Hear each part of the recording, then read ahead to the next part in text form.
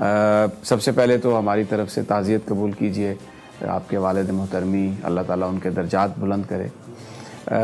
ये बताइए कि बड़ी एक नागहानी उनका इंतकाल था, बहुत स्पेकुलेशन भी हुई इस पर। किसी ने कहा कि इसकी तहकीकात होनी चाहिए, किसी ने कहा कोरोना है। आप, मुझे ये पता चला कि आप उनके साथ थे, कुछ हमारे साथ शेयर करेंगे कि ये सब कैसे हुआ, आपने सब कुछ देखा? बिस्मिल्लाहिर्रहमानिर्रहीम।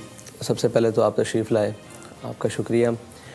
और उनका दुनिया से जाना वो एक ही वजह बना है जो हमने तहकीकात की हैं और जो हम तहकीक समझे हैं, वो था कि जब से फ़्रांस में खाके शाया हुए थे ना सरकारी सतह पर, तो वो एक बात बार बार कहते थे कि यार उन्होंने हमारे आका मौला सल्लल्लाहु अलैहि वसल्लम की जो गुस्ताखी की है ना वो सरकारी सतह पर, ये 57 इस्लामी मुर्दे कहा करते थे, ममालिक नहीं कहते थे हजूर की इज़्ज़त के मुकाबले में इन्होंने मुर्दों वाला किरदार अदा किया। ये 57 इस्लामी मुर्दे कहाँ हैं?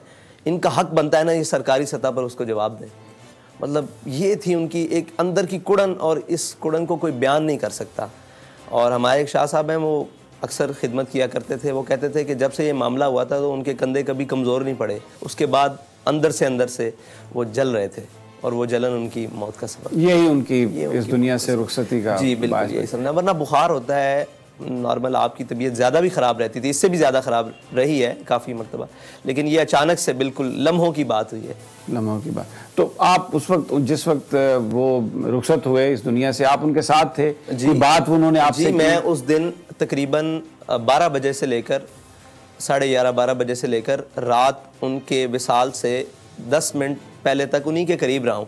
और मेरा ये मामूल होता था कि अगर मैं ज़ोहर से पहले उनके पास बैठा हूँ तो ज़ोहर की नमाज में मैं दाएं बाएं हो जाता था। अगर असर से पहले बैठा हूँ तो असर की नमाज का फुर्सत आती थी। और उनकी ज़िंदगी की एक सबसे बड़ी खासियत यह है कि हमने उनको बाएहतमाम नमाज़ पढ़ते देखा है, इतनी बीमारी की हालत के बावजूद। उनके पास कोई भी बैठा है, कैसे भी बैठा है, जब अजान हो गई है तो वो बेगाना हो गए। उन्होंने कहा नमाज़ पढ़ो, नमाज़ पढ़ो। मैं उस दिन करीब बैठा था कि मुझे वज़ू कराओ, नमाज़ पढ़ के आओ, बस इतना वक्फा होता था। और उस दिन मतलब उन्हीं का एक तसर्रुफ था कि मैं हर नमाज के बाद वापस आके उनके पास बैठ जाता था, फिर नए सिरे से बात शुरू हो जाती, फिर नए सिरे। और ये जितनी जहतें मुलाकात, जितनी नमाज़ों का वक्त, तकरीबन 4 नमाजें उसमें आयशा समेत, इन सब नमाज़ों के वक्फे के दौरान एक अलग-अलग ज़िंदगी के पहलुओं पर और अलग-अलग मामलात के ऊपर गुफ्तगू हुई, जो इंशाअल्लाह बड़ी। ज़्यादा फोकस किस पे था उनका? उनकी एक ही बात पर फोकस था, और वो बात इतनी वज़नी है कि कहते थे कि यार हम हर एक से वफा का तकाजा करते हैं। हम चाहते हैं कि मुझसे मेरी औलाद वफ़ादार हो जाए, मैं चाहता हूँ मतलब हमारे घर वाले वफ़ादार हो जाएं, हम जिसके साथ हों वो हमारे साथ मुखलिस हो जाए। तो क्या हमने कभी सोचा है कि जिनके साथ हमने इखलास करना है हम उनके साथ पूरा कर रहे हैं? अगर हम उनके साथ वफ़ा के तकाजे और इखलास के तकाजे पूरे कर दें, ये कायनात सारी आपके साथ वफ़ादार हो जाएगी। और फिर लोहो कलम भी क्या चीज़ें हैं, सारे आपके साथ वफ़ादार हो जाए। ये उनके बारे में बहुत ज़्यादा प्रोपेगेंडा भी किया गया। कहा गया कि जनाब, किसी ने कहा कि ये जो फैज़ाबाद धरना था एजेंसी के कहने पे दिया, कोई कहते थे कि जी बड़ा माल आया। मैं यहाँ पर आया हूँ अभी, ये मैंने देखा है आपकी ये जो मस्जिद है, फिर जो घर है 3 कमरों का फ्लैट। तो ये बयान फरमाइए कि वो खुद इस बात पर अफसोस का इजहार करते होंगे। आपसे कभी उन्होंने इस पर बात की कि ये जो लोग बातें करते हैं क्यों करते हैं, इनकी क्या वजह है?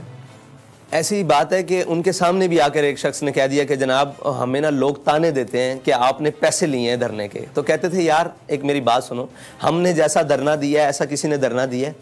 हम बेसरो सामानी के आलम में जाके फैज़ाबाद बैठ गए, ठीक है जी, शापर के साथ बारिश रोकते रहे, बल्कि बगैर शापर के भी बारिश बर्दाश्त करते रहे, शैल भी बर्दाश्त किए। वहाँ कह रहे थे वो बात अगली करते थे, वो डिफेंसिव कभी भी नहीं खेलते थे, वो अटैकिंग पोजीशन में हमेशा रहे। उन्होंने इतनी खूबसूरत बात की कि वो भी राज़ी हो गया। कहने लगे धरना भी हमने दिया, पैसे भी हमने लिए, इस्तीफ़ा भी हमने ले लिया, तो हमसे बड़ा कौन हो सकता है कि हम पैसे भी ले आए और साथ इस्तीफ़ा भी ले आए और सारों को शिकस्त भी दे दी। और इस बात पर भी पैरा बिठा दिया कि अगर इस तरफ आइंदा कोई गया तो हम उसके घरों में भी घुसेंगे और हम उसके नज़रियात को भी तोड़ देंगे और हम उसके बने हुए बुत को भी तोड़ देंगे, उसकी सियासत को भी खैराबाद रुखसत होने के लिए मजबूर कर देंगे इस रियासत से, तो हमसे बड़ा कौन है?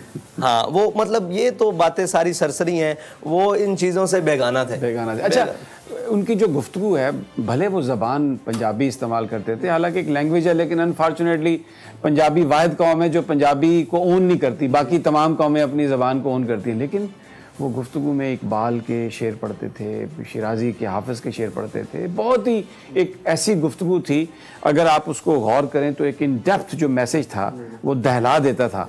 तो अक्सर मुतालिया करते होंगे, आपके साथ भी, आपकी तरबियत में भी वो चीज़ें उन्होंने शामिल की, इनकॉर्पोरेट की? बिल्कुल ऐसे ही है। मैंने तो सारा जो कुछ भी सीखा, और मुझे उन्होंने एक सबक दिया, आपके मतलब एक्सीडेंट के बाद एक और साथी हैं, उनको भी यही सबक दिया कि किताबें तो 2 हर्फ सिखाती हैं, आदमी आदमी बनाते हैं।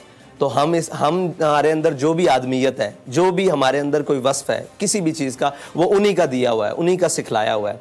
और उनके अंदर एक खासियत थी कि वो अपनी हर चीज़ को जो उनके साथ मुंसलिक थी बमांगे दोहल ऑन करते थे।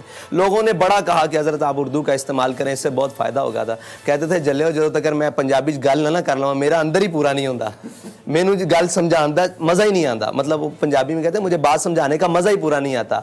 तो वो जो भी उनके साथ मुंसलिक चीज़ थी ना उन्होंने अपना लिबास बदला, ना उन्होंने अपनी वज़ाकता बदली। आप देखते हैं उनकी ज़िंदगी देखें, वो मुल्क से बाहर गए एक दफ़ा शाम के दौरे पर, और बताते थे आके कि यहाँ से मैं गया, मेरे साथ काफ़ी सारे उलमा थे, उन्होंने वहाँ जाके चुगे पहन लिए और जनाब वो कुबाएँ पहन ली और वहाँ पगड़ियाँ के रंग बदल लिए, और कह रहे मैंने वही धोती, ये धोती उन्हीं की है, ये धोती और वाइट सूट और ऊपर दस्तार, और यही पहन लिया और यही पहन के सारा काम था। तो अपनी जो चीज़ थी ना, तहजीब और तमद्दुन जो उनके अंदर कूट के भरा हुआ था, उसको बड़ी खुले दिल से ऑन करते थे। जो हमारी तहजीबी बातें थी, रिवायात की बातें थी, उन्हें खुले दौर थे, इसीलिए वो पंजाबी में ज़्यादा गुफ्तगू करते थे और उसको ऑन करते थे कि लोग समझते हैं कि अजड होता है जो पंजाबी बोलता है और ये वो, बल्कि उन्होंने पंजाबी में अंग्रेज़ी वालों को मजबूर कर दिया कि वो आपकी पंजाबी में तर्जुमे ट्रांसलेट करके अंग्रेज़ी में गुफ्तगू सुने।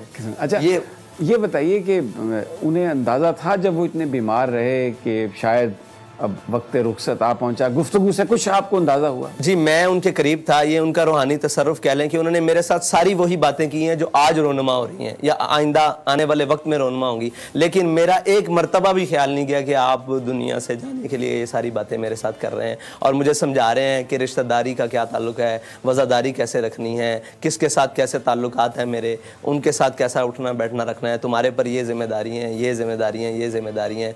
इस मतलब तारीख के हवाले से सारी गुफ्तगू उन्होंने मेरे साथ की, लेकिन मेरा एक वक्त के लिए भी ख्याल, एक लम्हे के लिए भी नहीं गया कि ये मेरे साथ ऐसी बातें क्यों कर रहे हैं। सब्सक्राइब करें और बेल दबाएं ताकि कोई खबर रह न जाए।